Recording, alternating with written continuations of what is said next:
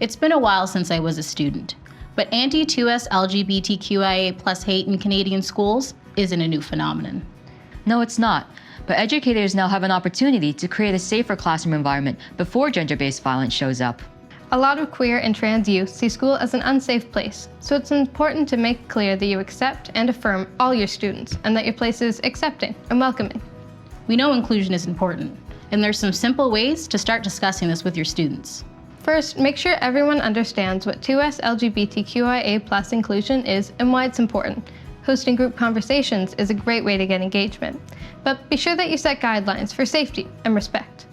It might be tough to talk about for some students, so be sure to provide information on mental health and social support resources available in the school and in the community beforehand. School guidelines on visitors can vary, but you can invite folks from 2SLGBTQIA+ organizations in your community to join these conversations, or present on another topic.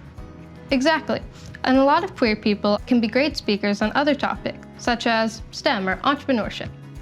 It may seem like a small thing, but having symbols of the community in the classroom made me feel safer as a student.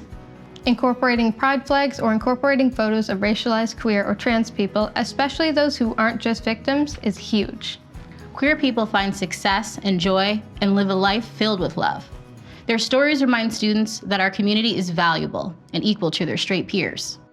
Intersectionality is integral to inclusion, and understanding this helps students break down the stereotypes about who is or who isn't queer or trans. In the classroom, highlight examples of racialized, disabled, and religious queer and trans folk to build an accurate picture of just how diverse the community is. Challenging gender-based violence and discrimination can start with addressing what stereotypes exist about sexual and gender diversity among different groups of people. Now, it's important to understand that all of our experiences are different, and our backgrounds contribute to privilege and power. And acknowledging our privilege and power can build empathy. We all have an unconscious bias, so there's always work to be done. My advice to teachers is to acknowledge and address your own unconscious bias if a student points out if you use a stereotype or misconceptions.